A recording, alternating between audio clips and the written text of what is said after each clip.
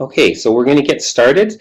Welcome. My name is Guy Greenaway. I'm with the Mistakis Institutes, and we're happy to have you all here for, like I said, this fourth and final of the presentations on ALSA tools and municipalities. What I'm going to do is give you a brief introduction, and then I'm going to pass it over to our speaker, Dave Poulton, who's going to talk about conservation offsets. So just those of you who have been part of the previous webinars know this, but this webinar series came out of a recognition that the Alberta Land Stewardship Act has some really great tools that have great potential for municipalities, but we found that a lot of municipalities are just nominally aware of them, unclear how they might actually work in their own context. So the idea is to try and fill that gap. We've already had 3 webinars, one on conservation easements, one on transfer development credits, and one on conservation directives. And today we're going to have one on conservation offsets with Dave Poulton. Quick thank you to our funders, the Max Bell Foundation and Anonymous Foundation, and also our partners in this whole initiative, the Environmental Law Centre, the Alberta Urban Municipalities Association, and the Alberta Association of Municipal Districts and Counties. They're actually partners in a larger project that this is part of. That larger project is called Community Conserve. And the idea for that project, which we'll be launching very soon in the spring, is to have a forum for Alberta municipal staff, managers, and councillors to post environmental or conservation issues and then vote on the priority issues as a community of municipalities. And then that mechanism through the website will allow you to crowdfund the efforts to address the most common issues. And to try and give some clarity on what that might look like, we've created 5 what we call catalyst projects. And this webinar series is one of those catalyst projects. So before I go any further, I'm just going to ask folks now, is everybody okay with the sound level with my voice? And you can answer that just by typing in the chat box there. Okay, great. Thanks, everyone.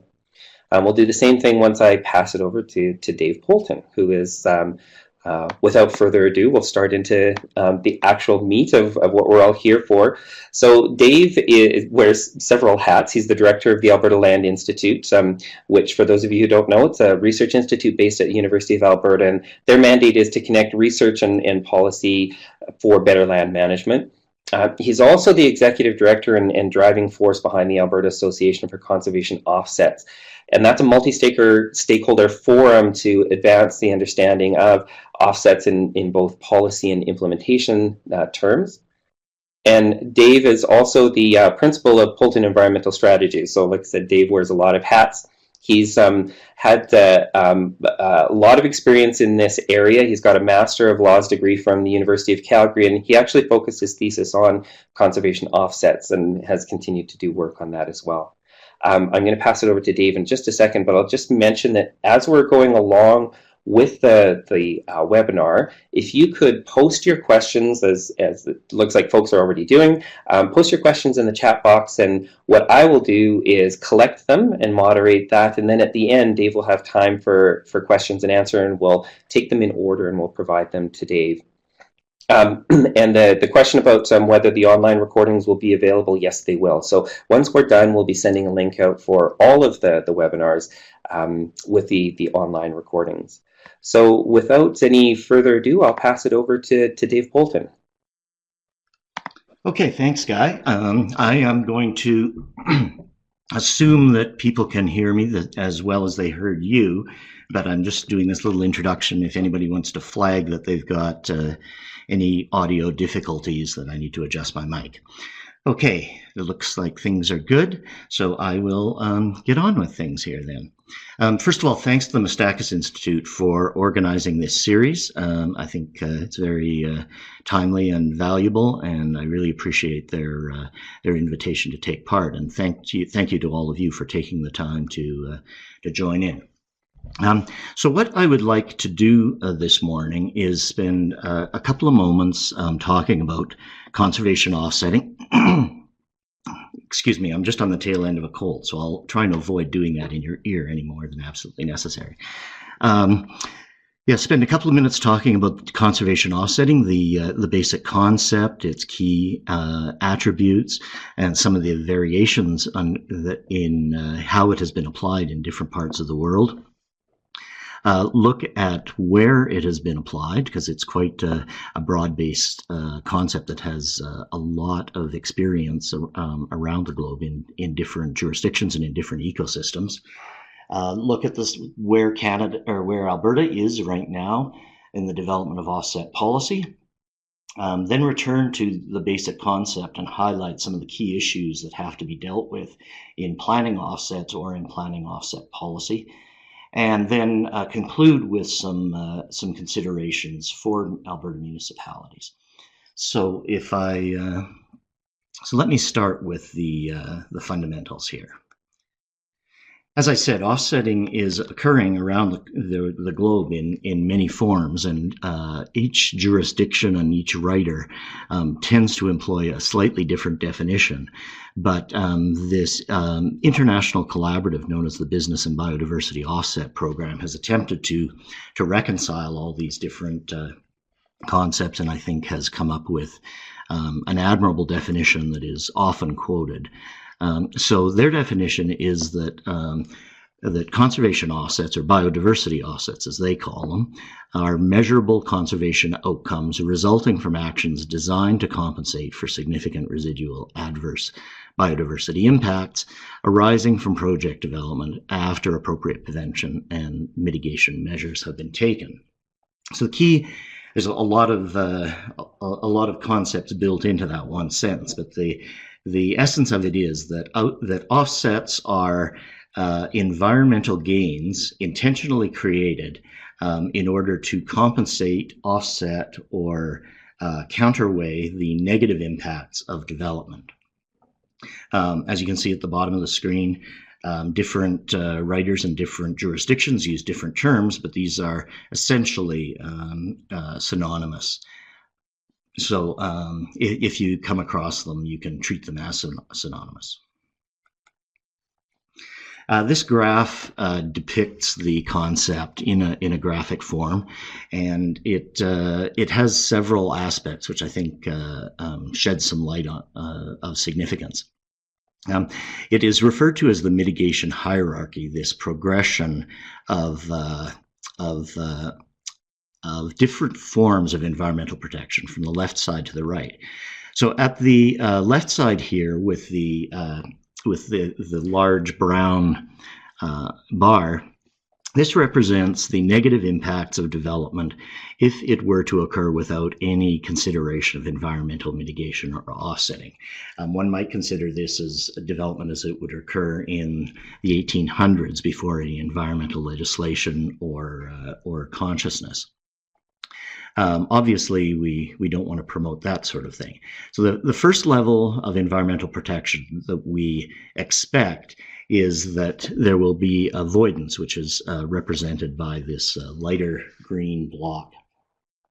That refers to those measures which make sure that development takes place not on environmentally sensitive land, that environmentally valuable resources are avoided.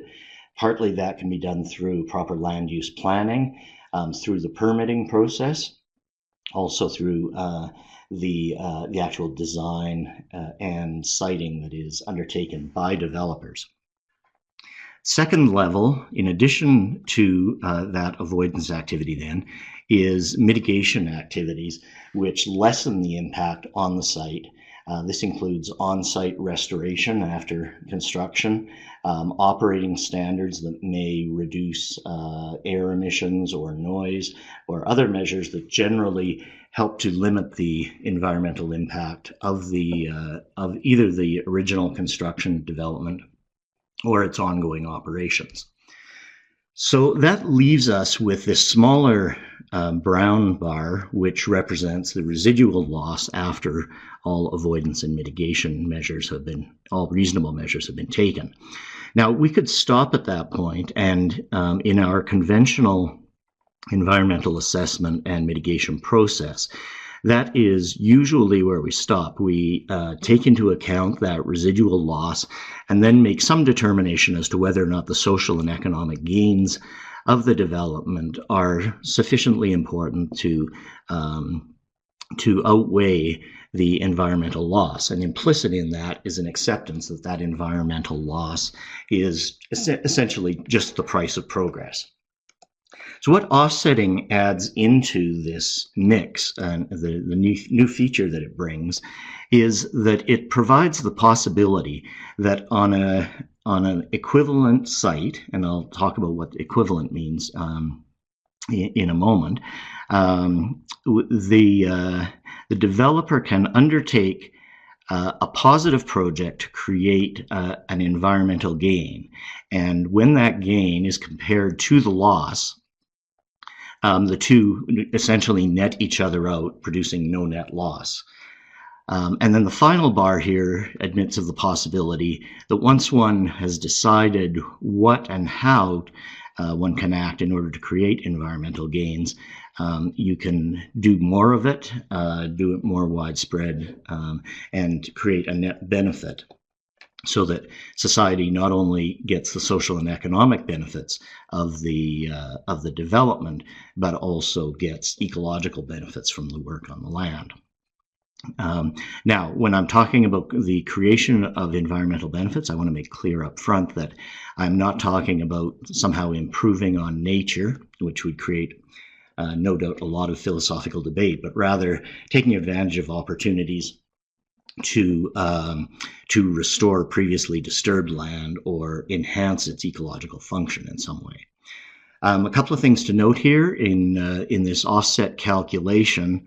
I have nominally given the environmental loss here a rating of -5, and the offset a rating of +5. When I get back into talking about equivalency, you'll see that the question of 5 what is very much an active one in considering offsetting. So this whole progression is referred to as the mitigation hierarchy, and as implied by hierarchy, there's an expectation that most of the attention will be paid to the earlier levels, and that offsetting will only be used as a last resort to take care of that immediate residual loss that can't be dealt with in any other way.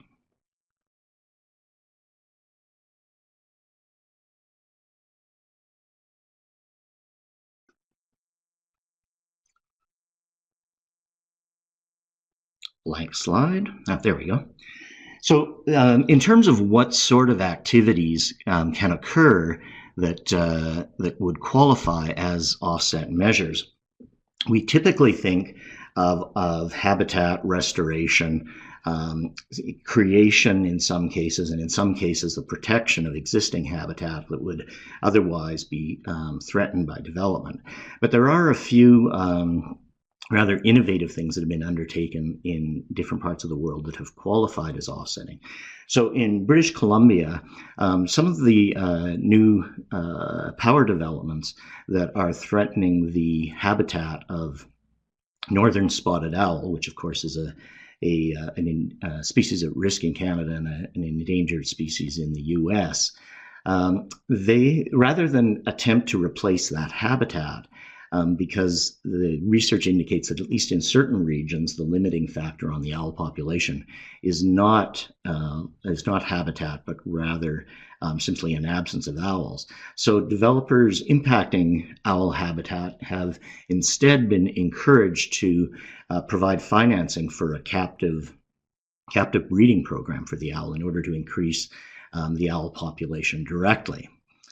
And a different vein and a very different part of the world, the Saiga antelope resides in Central Asia, and a series of British, a consortium of British oil companies were undertaking development activities in Saiga habitat for a variety of reasons, mainly the legal and logistical difficulty in protecting that habitat.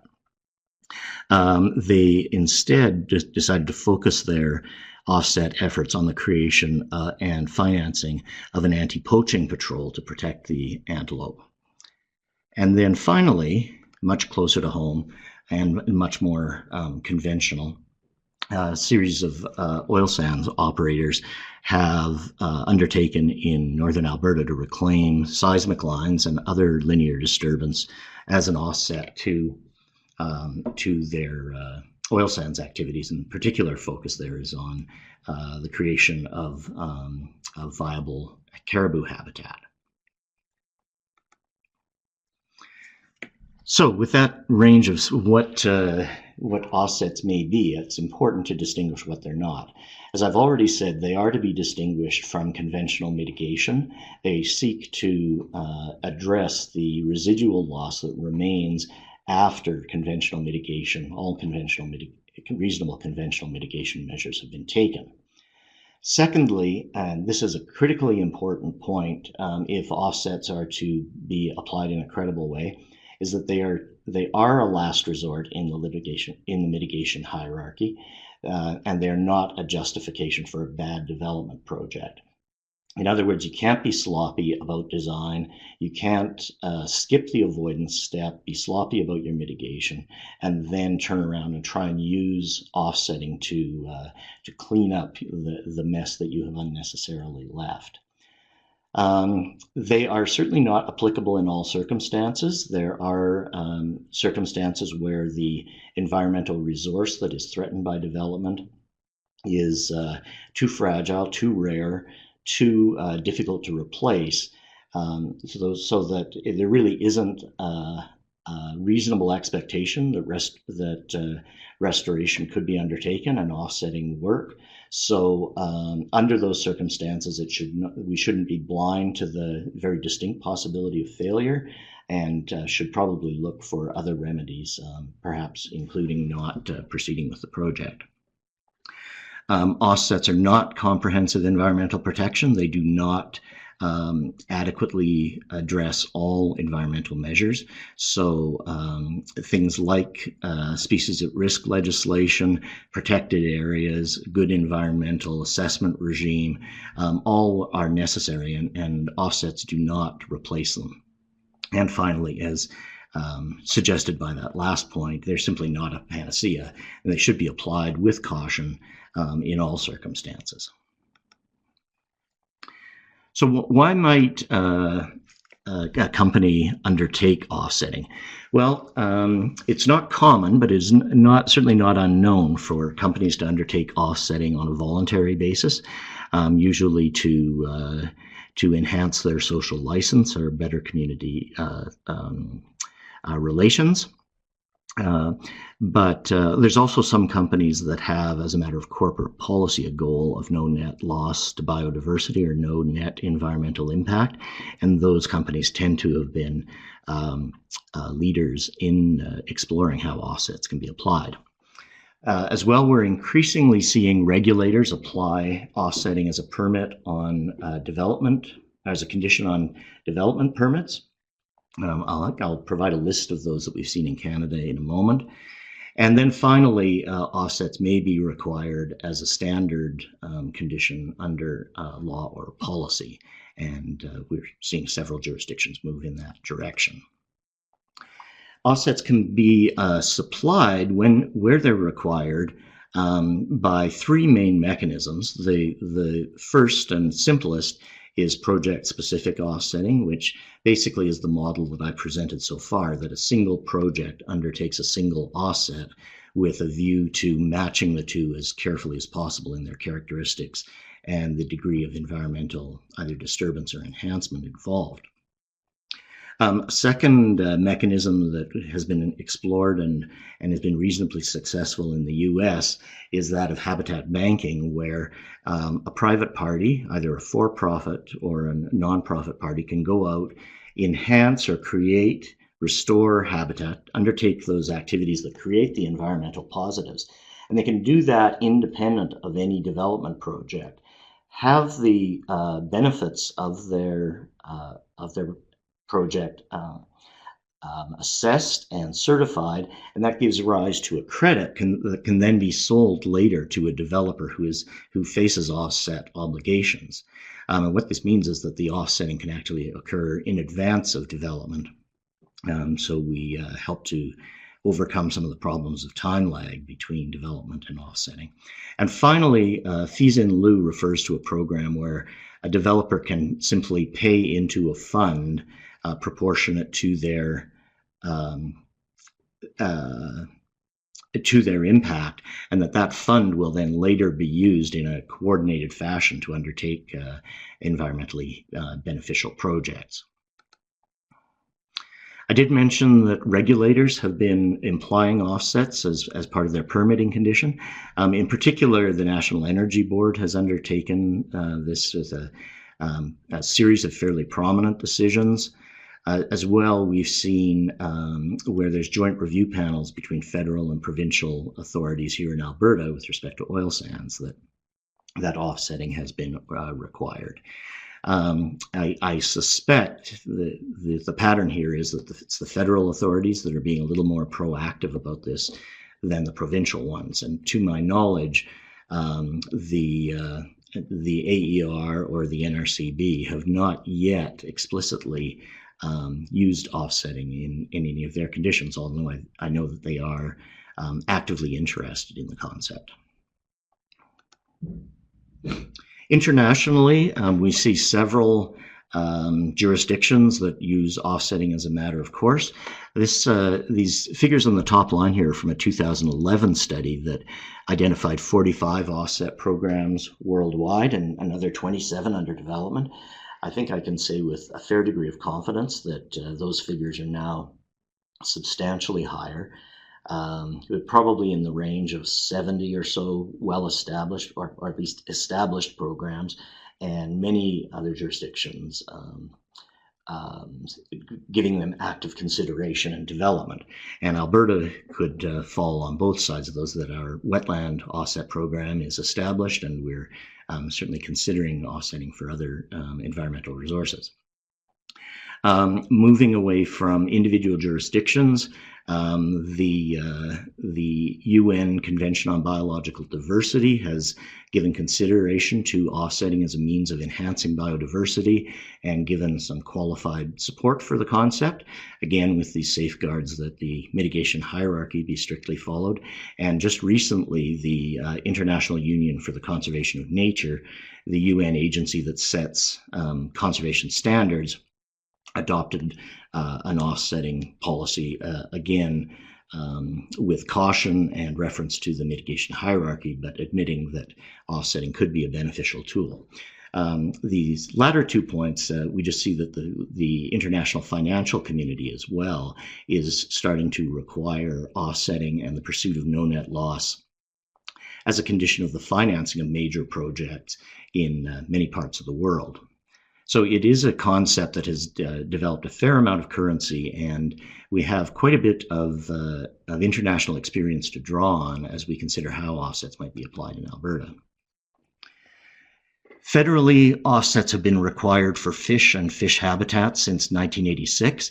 That program has, I don't think it's unfair to say that it has not been well regarded, and it has undergone a series of reforms through the years, fairly aggressive reforms in recently, and whether those turn out to be adequate to give it ultimate credibility is, I think the jury is still out on. But it is a program that anybody who undertakes development affecting fish habitat will definitely run into and have to deal with. There's also the federal wetlands policy that applies to wetlands on federal lands and also wetlands affected by federally regulated projects. It has a no net loss goal and uses an offsetting tool. The Species at Risk Act provides that some activities may be undertaken which may negatively affect species at risk if a permit is issued under Section 73, and that offsetting may be a way of assuring that that there is not, in fact, a net negative impact on the species.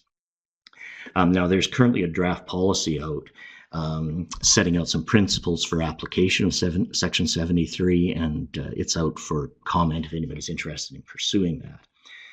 And finally, the feds in 2012 put out a document called an operational framework for the use of conservation allowances.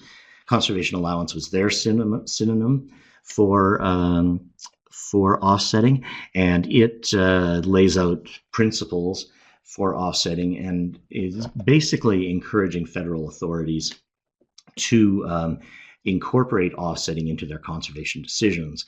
And I think perhaps it is the fact that that document was put out that has enabled, for example, the National Energy Board to be more active in considering offsetting than the provincial authorities have been.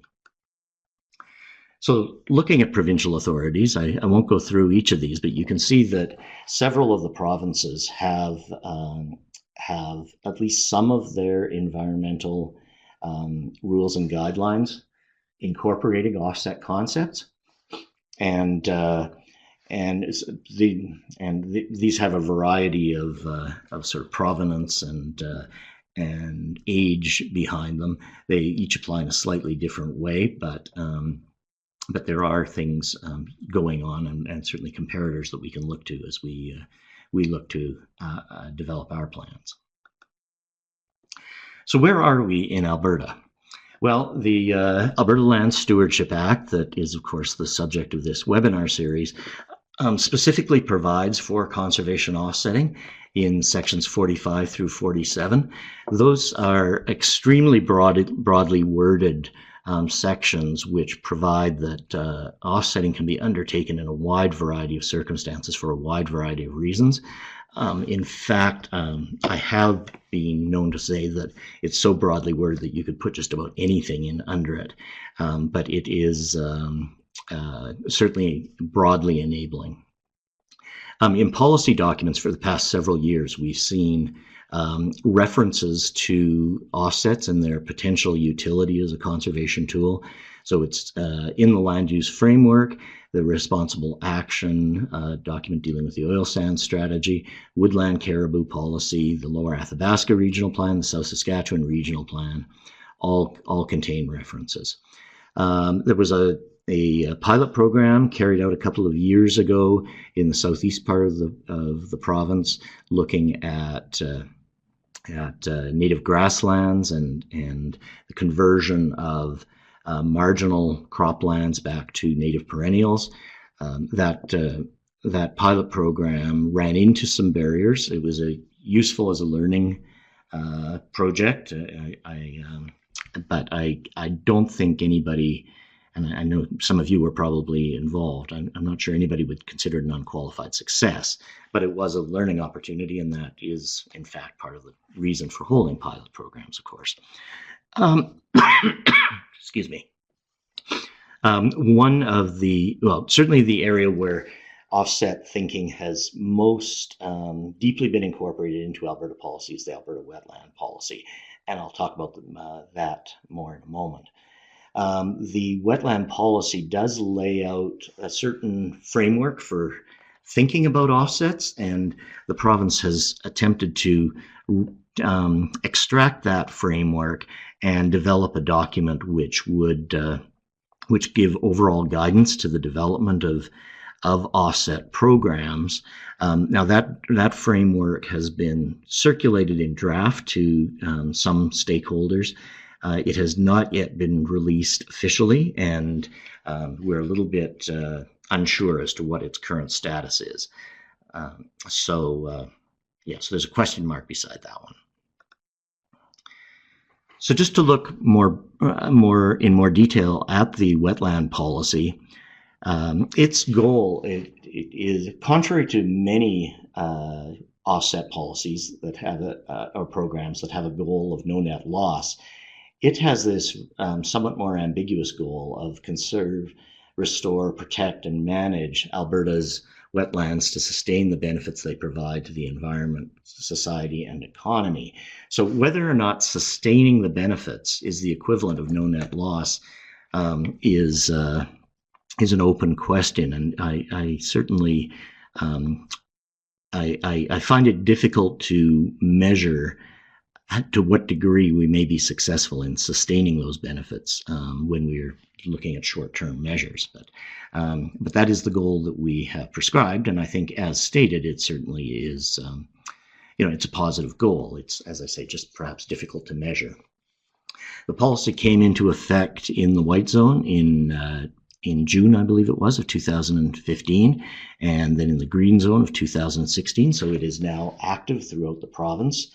It provides a developer who is disturbing a wetland with two options. One is restorative replacement, which I would describe as project-specific offsetting. It is so the developer undertakes an obligation to create or create, restore, or enhance wetlands in compensation. The other option is a non-restorative replacement, which I would characterize as an in lieu fee, where a developer can pay into a fund, and that fund will then be administered and used to undertake wetland restoration work throughout the province in other locations. It does apply a multiplier as a means of adjusting for the different quality of wetlands that may be involved. Many of you will be familiar with this chart from the policy. The y-axis on the left lists the relative wetland value of those wetlands being lost. So A is a wetland of very high function and value. D is of low function and value. And then across the top, we have the respective ratings, A to D, of the replacement wetland. So if an A wetland is being replaced with an A wetland, there would be a 1-to-1 ratio. That is, you would simply have to provide a wetland of equivalent size. However, if you are downgrading the wetland, that is, you're replacing an A with a B, C, or D, you can see that there's a replacement ratio that gets increasingly high up to a point of 8-to-1. And that, so I think I'll just leave it at that for now. We can talk more about the details of that if need be. Okay, so we are currently applying the offset model to wetlands in Alberta. Where else might we see it arise? Well, there's a lot of talk about how the offsetting model may be applied to restore caribou range, and in particular with respect to pursuing the federal goals of caribou range restoration. Native grasslands being one of our more endangered ecosystems, there may be offset obligations there, and it may create opportunities in the grassland region for new economic activity around grassland restoration. The restoration of grizzly bear habitat and the control of linear disturbance is another area that occasionally offsetting will be discussed with respect to. And finally, and this is certainly not a limited list, offsetting has been used selectively in the US and in some other countries to control water quality. So, for example, those large emitters of water pollution may offset their emissions by buying up credits from small emitters who undertake activities, and I'm thinking particularly of farmers using fertilizer, that if they control their outflow from fertilizer, that they may be able to earn credits by doing that. So in any offset scheme, there are certain key issues that have to be wrestled with, and these have to be considered both on an individual and a programmatic level. One of the most difficult and I think often not paid enough attention to is this first category of equivalency. So how does one determine whether or not to think back to my original slide where I said that there was a positive benefit of +5 that was offsetting a negative impact of -5. What precisely would one have to do, and how closely does the benefit have to mirror the loss? Now, if we start with the assumption that no two pieces of the landscape are the same and their ecological functions will not be identical, how close do they have to be in order for us to decide that they are acceptable in meeting offset program goals. That is a social and policy issue to be decided. It's not a biological one. It's certainly not a mathematical one. And then the fungibility refers to, are those qualities actually exchangeable for one another, or are we simply sacrificing one set of values for another with really no actual exchange or compensation happening? And then currency refers to the unit of measure by which that equivalency is measured. So that, in particular, on my graph, my -5 and +5 are examples of a currency, but that currency could be hectares, it could be breeding pairs of a species at risk, could be gallons of water. In considering the currency, it's very important that usually the currency will form the focus of attention once it's decided on. And if it is not an accurate representation of the environmental values at stake, it can lead to quite a distortion of the discussion. Additionality, the offset benefit has to be something which would not have occurred in the absence of the offset activity. So you can't claim credit for something which would have happened otherwise.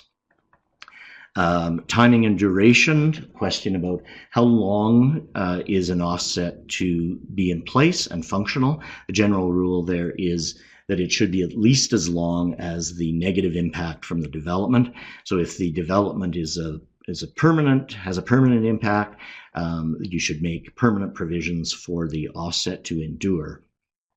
The other aspect of timing is that often the offset activity, for example, habitat restoration, may take a significant amount of time to reach maturity and ecological function, whereas the negative impact may occur quite quickly. So there's a time lag during which there's a temporary loss of ecological function, and that has to be taken into account. And one of the ways that is done is through the application of multipliers, where the offset has to be some degree larger than the impact as measured in whatever the appropriate currency is. Offsetting, or the use of multipliers, is one example of a tool to overcome the inherent uncertainty and risk in offsetting. As I said at the beginning, it's certainly not a tool that is to be relied on unquestioningly. There are gaps in knowledge. There are the possibility of failures in our offset technology and techniques. And so in part, we apply multipliers, again, to compensate for those potential losses. There's also other measures, such as simply mixing up the techniques that we use so we don't become overly reliant on a single technique. And also just approaching offsetting with a good critical eye in any case. And finally, I suppose, as in any government program, and particularly environmental programs, there's a question of oversight. Who will set the standards for offsetting? Who will make sure that the outcomes are adequate? Who will see that the program safeguards are sufficiently wary of the limitations of offsetting? Now, I do want to make some remarks specific to the situation of Alberta municipalities. Let me qualify these final remarks by pointing out that I am far from a specialist in municipal governance and law. I have, so these are my thoughts that should be taken with a grain of salt. I have endeavored to verify them with people that know more in this area than I do, but I'll take responsibility for them. But please don't rely only on my word. So can an offsetting program be undertaken by a municipality or required as part of a municipal permitting process? I'm quite confident in saying that it can be, providing that it is the condition that is imposed, the offset condition, is relevant to the amelioration of the impacts of the development, And I think we can say that environmental protection, including offsetting, is within a municipal purpose. We have some case law on that. And we certainly expect that through the reforms of the Municipal Government Act, that we may be seeing a greater clarity around the municipal purpose of environmental stewardship. So I suggest that municipalities are reasonably secure in requiring offsetting as part of their permitting process, and are likely to become more secure. We have seen examples of that, of course. The City of Calgary's Wetland Conservation Plan has since 2004 required offsetting for any disturbance within the municipal boundary. One complication is that there appears to be limited circumstances where a municipality can require the placement of a conservation easement. As I said, there's often the expectation that the offset measure will be secured either through outright acquisition of the land where the offset is located, or by the placement of a conservation easement. So if there is difficulty in placing the easement, it will limit the ability of that municipality to apply offsets in a strict sense. Now, there may be other forms of persuasion that may be brought to bear that may help to keep the offset secure. Offsets almost inevitably invite equity issues. If a provincial or federal authority permits a development within a region or within a municipal boundary, there's a question about where, from a strict ecological equivalency point of view, there's a question about how close the offset should be undertaken in order to optimize ecological equivalency. But there's also a question about the social equity of one location losing an environmental resource and another one gaining one. And if that exchange takes place over a municipal boundary, it creates at least the potential for some degree of resentment and hostility. Hopefully that can be worked out through the various arrangements of comedy between the different jurisdictions. Likewise, under an in lieu fee program, such as the wetlands non-restorative replacement option, if the fee is charged for a development within a municipal boundary, what is the expectation respecting those funds then being spent back within that same municipality? And certainly the provincial wetland policy does not envision that. Neither does the federal fisheries program. I think these things should be probably dealt with primarily with a concern for ecological equivalency and functionality of the ecosystem. But one would hope that there would be some cooperative arrangements in place which would assure that municipalities do not suffer unfair social impacts as well. And then the question arises, what if there are conflicting goals between municipal and provincial programs, or one might say federal programs as well? Well, I think the ultimate answer to this from a legal point of view is that whatever jurisdiction has ultimate jurisdiction over the program will dictate the goals. But one hopes that, again, some cooperative arrangements are in place so that no one is acting in too high-handed a manner. It's interesting that where an offset program is undertaken underneath a regional plan, arguably municipal authorities would have an obligation of some sort to act in accordance with that plan, simply because of the legal weight of the regional plans under ALSA. But whereas offsetting is undertaken for other goals, such as the Water Act or for wildlife purposes, it's not so clear where the primacy lies. And again, I think the ultimate ultimate answer would lie in where jurisdiction for the subject matter lies, but we would hope that some cooperative arrangements would be made. And that brings me to the end of my my presentation. I can see that there's been lots of chatting going on, so I welcome your questions. Guy. Great, thanks, Dave. What we're going to do is we'll take the questions, like I said, in order. The first one that came up from Susanna was around the policy speaking to function and quality versus area, and I'm just going to put it quickly to Susanna because Dave immediately went into some slides about that. Do you feel like your question has been answered, or would you like Dave to comment on that more? Okay, so the next one also from Susanna was, what about the offset boundary being the watershed boundary? Maybe Dave, you could comment on that. Yeah, it depends on the environmental resource in question. I think watershed boundary is probably a good starting point for a discussion.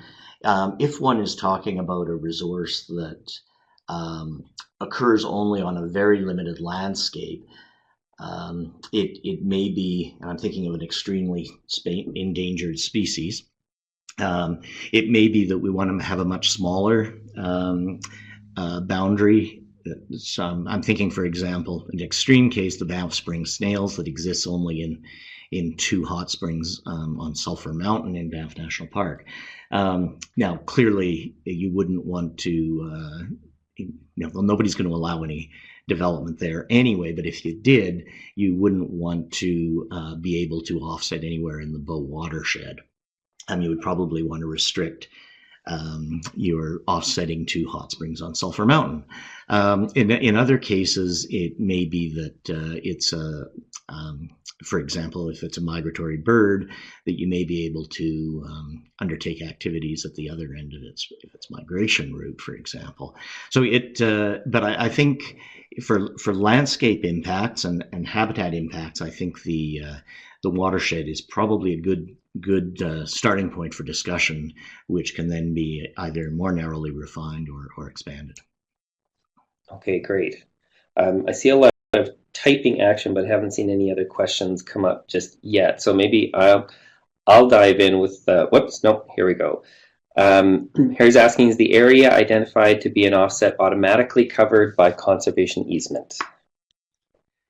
No. Now, typically, authorities will require that the offset be secured in some legally robust manner, either through outright acquisition of the site or through conservation easement. Where there's difficulties, and this idea that municipalities may be restricted in applying conservation easements is new to me, and frankly, I'm a little skeptical of it, but there are others who know more about it than I do. That may pose some difficulty. There may be other circumstances where legal tools don't exist that would allow for that securing, and in that case, some sort of a cooperative management regime relying on the good faith and commitment of the management authority would have to be relied on, but that would be certainly a less than optimal situation. Okay. I'm just going to speak very quickly to the conservation easement requirement part. David had a conversation about that before, and I think what was being considered by some of the legal departments of municipalities was the nuance of it being a voluntary tool, and is a municipality able to require a voluntary tool? And there are a number of options within a negotiation around development, which are not quote unquote requirements, not regulatory requirements at the outset, but they're options. And that's the way that conservation easements have sort of been considered. But I think Dave's question about the whether it can be required in a regulatory way is one that bears consideration. And then the next question, Harry as well wanted to know if the offset area, could the offset area be part of a TTC program? Yes, I think it could. I see a lot of similarities between TDC programs and offsets. In a sense, a TDC program can almost be seen as a municipality-wide offset program, and so I think that there could be a lot of complementary measures between the two. Okay. I'm going to throw in on that one as well. I agree. I think a TDC program is a very municipal specific kind of offsetting program. Different kinds of parameters and enabling structures and that sort of thing, but conceptually at the same level. Yeah. Dave, Nigel's asked with regard to habitat banking for offsetting, other than Ducks Unlimited, are there other environmental non-government organizations in Alberta doing that or could do that? Well, habitat banking has an uncertain status right now in Alberta. We really don't have a clearly developed policy on it. Certainly, Ducks Unlimited is undertaking wetland restoration on an ongoing basis. I don't think they think of their model as a pure banking model. Although they may refer to it informally that way. Certainly, the other organizations which are pursuing systematic restoration, obviously the Alberta Conservation Association, perhaps to a lesser extent the Nature Conservancy of Canada, and of course we've got a whole panoply of regional and community land trusts. But for the most part, I think those organizations are looking to undertake offsetting in response to particular developments rather than under a banking model. So a short answer is that there's a lot of organizations which could undertake it, financing and business considerations permitting. But I think that right now our policy framework is sufficiently shaky that it's not occurring. Okay. Next question, Brenda's asking, if not a conservation easement at the local level, would the new, I think you mean conservation reserve tool in the Modified Municipal Government Act or Bill 21 possibly be a tool? Yes, I think any legal mechanism which protects the environmental resource in question, it could potentially be used. And each tool will have its own strengths and weaknesses, but there's certainly not a single prescription here. The key question is, will it assure that the resource in question is secure against disturbance or competing uses? Okay. Question I have for you, Dave. Do you think that again, the new MGA or the bill proposes regional collaborative frameworks, and you talked about the need for municipalities or across boundaries if a conservation offsetting program is happening for there to be hopefully a mechanism for sharing of costs, sharing of revenues. Do you think that those, or do you have any thoughts on whether those collaborative frameworks could be a mechanism for that? I think they certainly could be. I realize that those collaborative frameworks pose some challenge for some of the municipalities, but I think this is an area where cooperation would certainly be useful and help to avoid conflicts on sort of a day-to-day basis. And it also would facilitate better ecological planning, I think, where we could look to place offsets in the optimal place from ecosystem point of view, and not without respect to municipal boundaries, but in spite of those boundaries, precisely because hopefully all involved would see the benefits of doing that. Right. Okay. Some other typing going on. I'm just going to ask another question, Dave.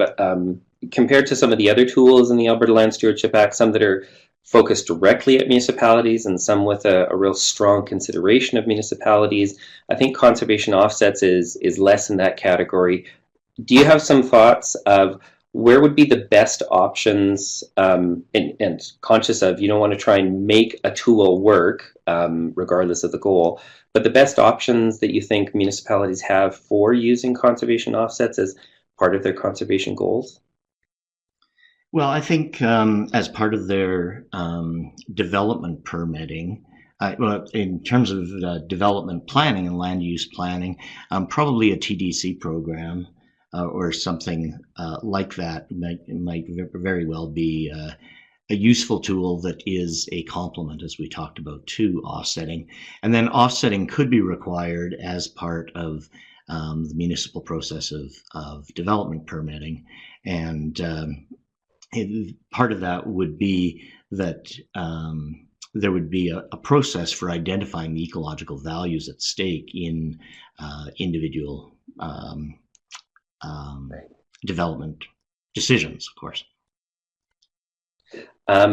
So Harry commented that a pilot project or demonstration on how offsets, TDCs, and easements could work together would be really helpful for municipalities, and Kelly's said good idea.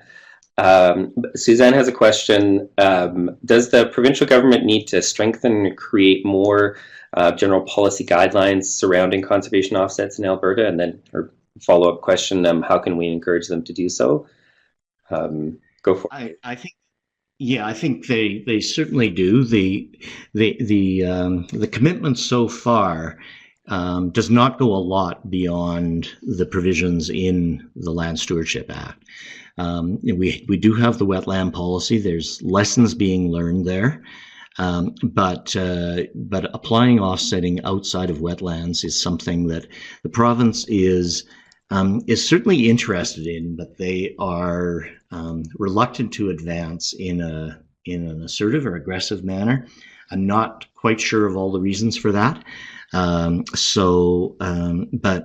I think, if we can talk to our MLAs and the officials within the provincial government and let them know that there is a positive interest in offsetting. Certainly, if I can put in a plug, the Alberta Association for Conservation Offsets is we don't lobby, but we are trying to keep a positive conversation going that way, and we would very much welcome more municipal involvement in our organization. But I think we have to emphasize to the provincial authorities that offsetting is a politically safe and acceptable option. It's one that people have a real interest in, and that they should feel good about pursuing it. Because right now, I think they have the sense that it is a potential landmine, and they must proceed with extreme caution. And I don't think that's the case from the many people I've talked to about it. Okay, that's actually a really good summary. And our time is up. So Dave has put his contact information there. If you have further questions, you can contact Dave there. But I just want to say thank you to Dave for bringing his experience and his expertise on conservation offsets today. I've certainly learned a lot, and I really appreciate your presentation, Dave. Thank you, Guy. It was a pleasure, and I really appreciate everybody's interest. Okay, and like I said, the webinars have been recorded. The link to that will be sent out to everybody who registered, and thank you all to all of you for coming and participating.